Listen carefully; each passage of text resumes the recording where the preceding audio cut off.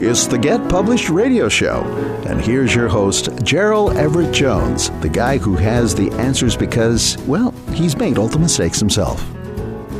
On today's show, our topic is spirituality and metaphysics. I doubt if we're going to be able to answer any profound philosophical questions, but we're going to at least survey the kinds of books you'll find in this section of the bookstore. Or in an occult bookstore, or online for books that maybe you won't find in a normal bookstore. Well, if those books have been banned for various reasons, you can bet there'll be some bookstores in some parts of the country that will say they've never heard of them. Okay, well, we want to put ourselves in the place of an author who aspires to make a contribution to this field, and perhaps to help some of them avoid pitfalls. So rather than invite other authors, we're going to hear from an insightful reader. Dennis Hutchinson is proprietor of Afterglow of Sedona, Arizona, and he's a certified therapist, and his practice includes spiritual counseling. And he's a reader of a wide range of spiritual and metaphysical books. So, Dennis, welcome to Get Published. Well, thank you.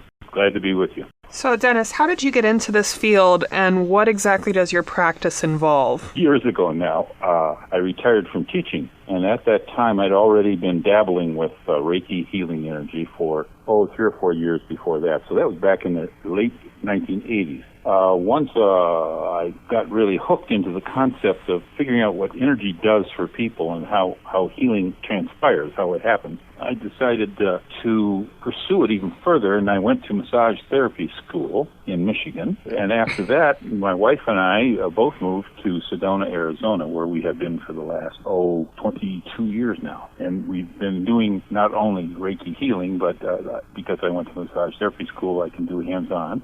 And we've been doing both of them, and my wife also went to school after that. So we've been enjoying helping people by giving good massage, but also by giving good counseling advice, and by doing a variety of different approaches to massage. Sedona itself is widely known as both a kind of magical and some have said sacred place. Can you describe it a little bit for our listeners who haven't been there? Well, it's a place that's beautifully overwhelming to those who first arrive here the first time they come. And you can always know who that is because they pull off to the side of the road, block traffic, pictures, and they're always stopping at the wrong place because they think they're seeing the cool stuff, and then they go another 2 miles and realize, oh my God, there's more. And this is even better.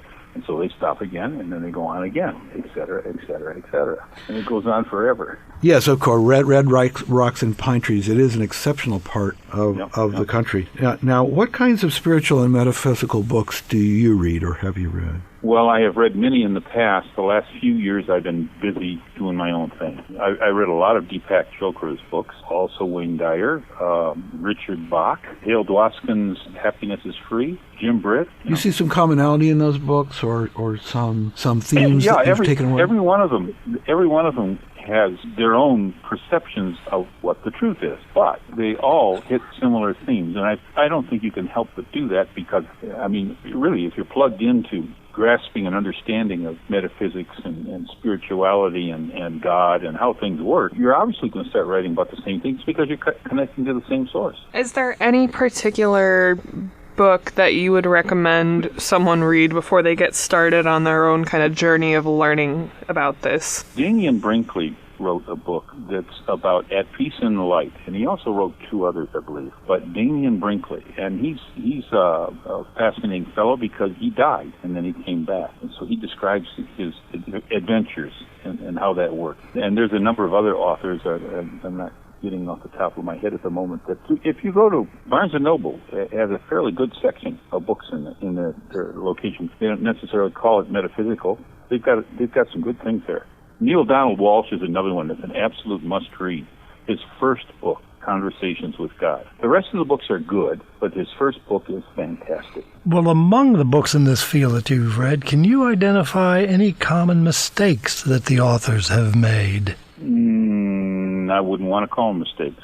I'd call them perceptions. Every person on this planet, because you're on the planet, is going to be coming from some form of limitation in perception. That's what we do here. We are limited in our perception. So each person is going to be biased in some form by where they are in their life. But on the other hand, they are also, all these persons I just mentioned and others, are seekers of what the heck is going on. They want answers. They're looking for a good process by which to understand things. So they're all connected. I look at this in the same way I do the books of the Bible.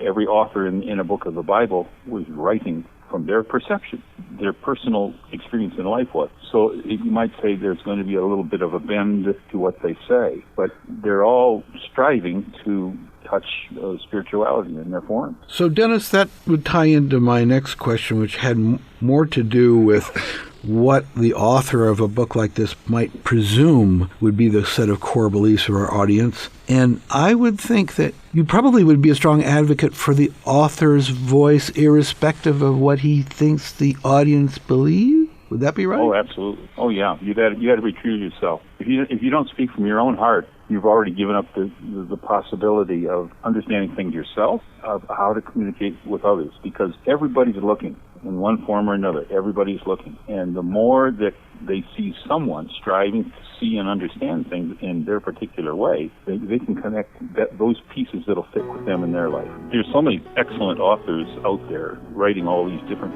approaches to the same truth. I like that response. I do. Get Published Radio will be right back after this message.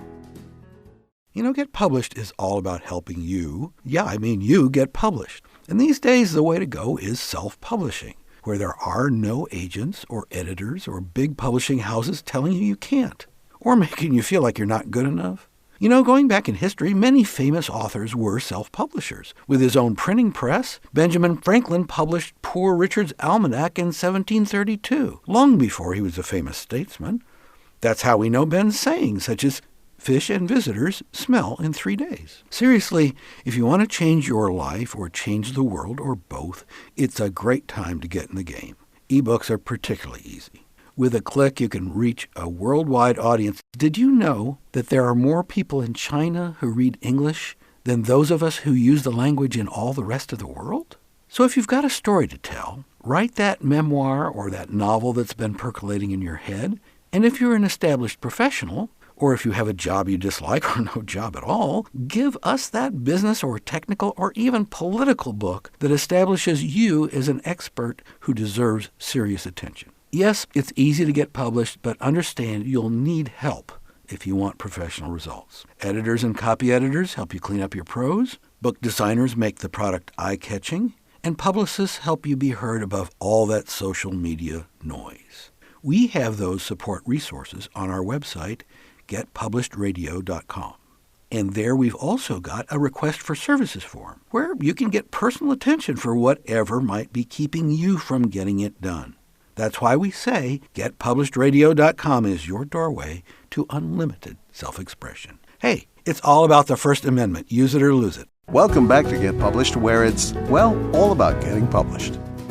Are there any trends that you see happening in this particular genre? Any topics that you think should be covered more or in a clearer way? If we could do that, we wouldn't have this conversation going on the phone. Because we'd be going, yes, boom, and it would all be done. No, approach things from your heart. Approach things from what you have felt and seen, and understand that quiet little voice that speaks to you every once in a long while, with words that you don't know quite well, what does that mean, or where did that come from, or why was it said that way? That quiet little voice is an important voice and a beautiful voice for you, and it'll help you greatly in moving forward. It doesn't matter if you're not on target completely. What matters is that you're speaking and writing from your heart. Well, and Dennis, by the way, when I say heart, the heart is two things. The heart is the heart, and the heart is also the soul. I've heard you talk about the importance of a sense of humor. You want to comment on that? Oh, we're terribly funny. And if we forget that we're not funny, then we get really serious. And there's absolutely nothing that has been created that was meant to be that serious. It's just us. We do serious. This is what we do. We're all bound up in seriosity.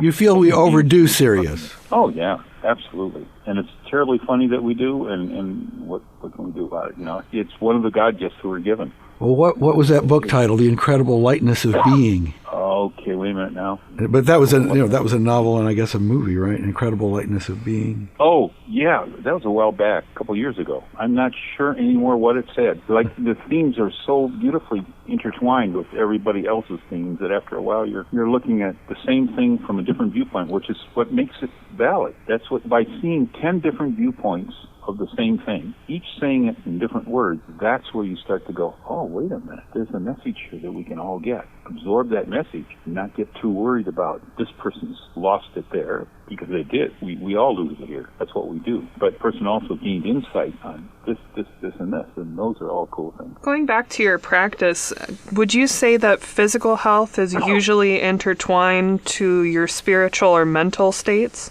Well, I'll put it like this. I believe that the body is totally influenced and behaves through the mind. The body is a servant of the mind.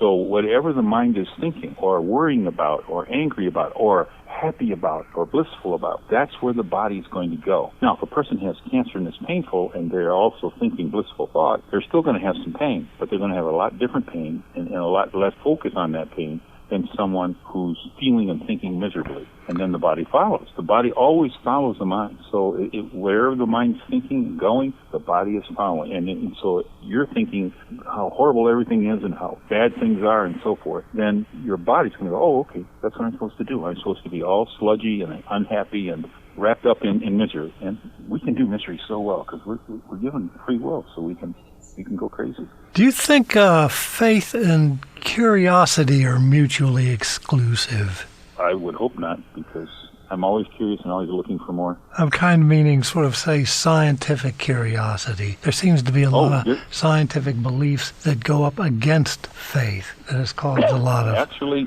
it depends what scientist you're talking to. What scientist you're looking at. Depending on who you are, you would get involved in different things. But Noetic Sciences is an organization that's a national organization that's really interesting, and they've got scientists with degrees all over the place doing all kinds of fascinating research on what the body is, what the heart is. Another one is HeartMath. I was thinking, though, another organization you can find. Usually in the Bible, in the opening books, there's criticism on everything was created in 7 days. That's something that science generally denies, argues against, and that people of faith believe quite literally. Yep, but they don't know what 7 days means.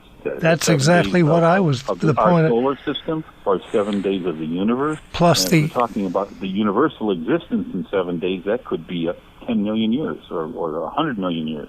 Plus, a day on the Earth is related to how rapidly the Earth does a complete rotation, and that has varied very greatly. Yeah, that's the way I've always kind of justified it as, our 7 days isn't God's 7 days necessarily. Time is different. One day could have been 10 billion years. Exactly. At one point. Well, I'd like to point out when I'm talking with people, spiritually speaking, if they're in my office or wherever, as far as the soul is concerned, that I believe we have. When a soul is observing me, my soul observing me, it's watching an hour-and-a-half movie. That's how long my movie's going to be. If I live 70, 80, 90 years, somewhere in there, about an hour-and-a-half.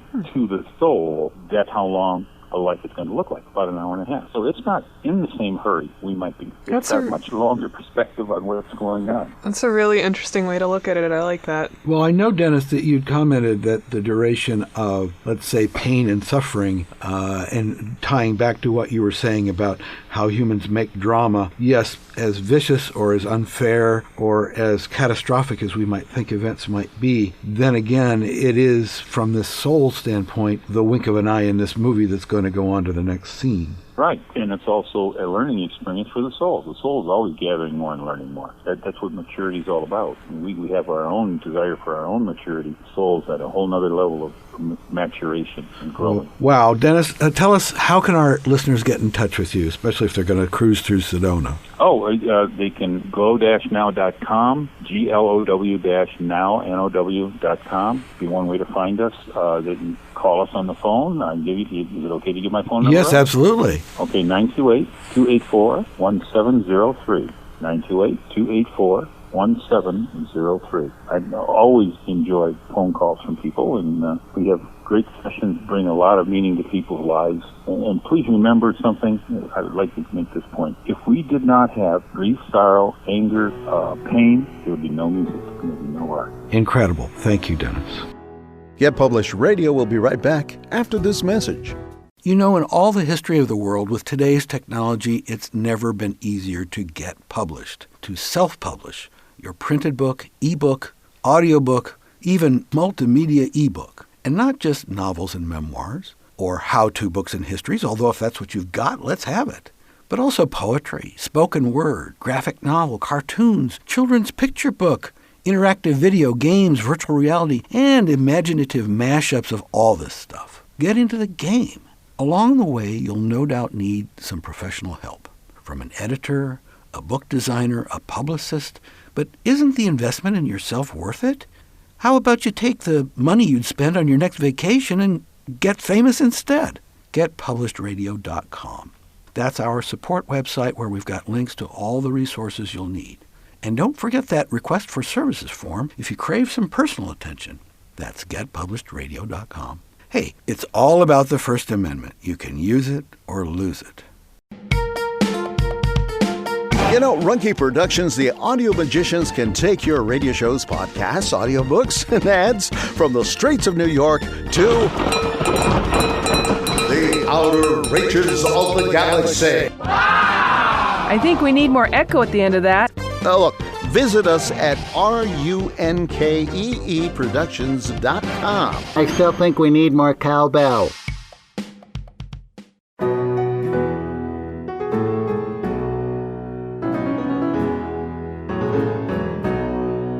Welcome back to Get Published, where it's, well, all about getting published.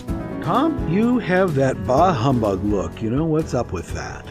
Well, I have spiritual questions. That's the only way that I can put it. Don't we all? I do believe in a higher power, and I do believe in spiritual effects. I cannot nail it down to any particular religion. That's one problem that I've always had that. Well, that may not be a problem. Well, maybe not. It sort of is for me, because it leaves you in a very amorphous place. Whenever a crisis happens in your life or anything, you don't know what to think. I can't go back to that little soft cocoon of it's all for the best and God is with you. I can't do that. I wish I could, but I just anyway. Yeah, no, that makes sense. It's definitely easier in any aspect of your life if you identify with a particular group, especially with a religion, just because you can find so much comfort and support if you identify as something particular and then you have your, congregation around you. I will say there was one single sermon that really struck me when I was young, about 14 years old, in a church. We marched to church. I went to a military school and we marched to church in full uniform. Onward Christian soldiers. And the preacher apparently got very I don't know what got in his head, but everybody was always teaching about Jesus being very meek and mild. He said, "Don't believe that." He wasn't anything like that, because he tore up the temple of the money changers. And he said, what kind of a man would do that? And by the way, the Romans were obviously very scared of him. This guy was very powerful personality, very aggressive, very muscular, and especially he was absolutely fearless. I have a best friend who grew up in Catholic school her whole life, and that story of Jesus tearing up that temple is her favorite story, because she was like, "Oh my gosh, Jesus is so metal." Jesus is a badass. And it's in the Bible. It does touch a lot on the meek will inherit the earth, and there is what's the word I'm looking for? A real nice. That's a nice quality to have. But yeah, Jesus was not, in the way that I've seen him described, that kind of person. He was a go-getter. He did it in a very subtle way, but he was. Well, he was perceived by the Romans as literally as a revolutionary. Yeah. And that was part of their fear, was that Jewish prophecy was that the king of the Jews would be a descendant of the house of David, which presumably he was, part of the Bethlehem roots, and that he would actually literally become the king of the Jews. And this then, of course, becomes part of the Jewish-Christian controversy, is the Christians feel as though, well, why don't you understand that he was the king of the Jews, and the Jews said, well, no, you don't understand. The temple was destroyed in 70 A.D. by the Romans, and if he'd been the king of the Jews, he would have prevented that, because obviously he wasn't literally king of the Jews. It's going to be a back and forth forever. That's part of why there's expectation on the part of the Jewish people that there will still be a Messiah that comes. So, but we did get a bit off the track in terms of formal religion. But I think, Tom, one of the things that may be bugging you is, you came from that conservative part of the country in North Carolina, where if you don't have that type of roots, perhaps you feel as though you don't really fit. No, that is absolutely true. One of the saving graces, there was a brilliant Bible teacher that I had at Elon who pointed out how many fascinating spin-offs of Christianity there were, including the one that everybody's Gnosticism, yes, of course, has made a big comeback. But there was one founded by a priest named Arius, an Egyptian priest who lived for about 300 years. They were Arian Christians, not to be confused with Aryan, because a lot of the Germanic tribes adopted Arius. He said bluntly Jesus was 100% human. He did not rise from the dead. Yes, he did it was not suppressed turn by water. the early church. Yeah, he did not turn water into wine, and above all, he was born of woman and man. And it was Arius, Germanic tribes, that brought down Rome in the end. They saw him as a great leader and a great teacher. Well, in the New Age, there are a lot of people in the New Age who do not really understand that a big underpinning of this new stuff is actually absolutely, is actually 5th century Greek from Gnosticism. Not only Hellenic, but mechanics, quantum mechanics. Not only Hellenic, but also not only Gnostic, but also Hermetic literature. Thoughts are things, and of course Dennis and the people in their therapy. Thoughts are things. He talked about body being the mirror image of mental states. Yeah, and that manifestation. This Marianne Williamson, thoughts are things. That's been repeated over and over again. So a lot of this stuff, it kind of, I think Dennis has got something when he's saying we all see a piece of something that's bigger. And then, of course, the message of all of us being part of the same consciousness. The scientists, the brain scientists today are often thinking that one of the theories is we participate in consciousness. It's a property of the universe. It's not something that arises in our heads. We are basically television receivers for this great thing that is the universe. So with that simple thought, we will leave you until next week. And that's our show. Get Published is all about self-publishing and self-expression, and that getting published and the ease of getting published these days is really all about exercising the First Amendment in this free society of ours. What we need these days are more ideas. Even though we're deluged with information, we need more good ideas. And we need debate about those ideas. Book-length debate, not just snippets that are posted on social media, not just selfies and cute pictures of your pets, the things that you really think. And remember, because in self-publishing there are no gatekeepers out there, that is the good news and that is the bad news. So hire some good help. Perhaps you found that here. You may find it on the website, whatever you're looking for, whether it's an editor or a book designer or somebody help you promote. But hire good help, get good advice, and by all means, please get published. The Get Published radio show with Gerald Everett Jones is produced by Runkey Productions. Our producer is Lori Marple, and your announcer is Bill Navarro. Music by Jason Shaw. You'll find links to support services on our website, getpublishеdradio.com. So whether you're an author, a publisher, or a self-promoter, get help at getpublishedradio.com. And thanks for listening.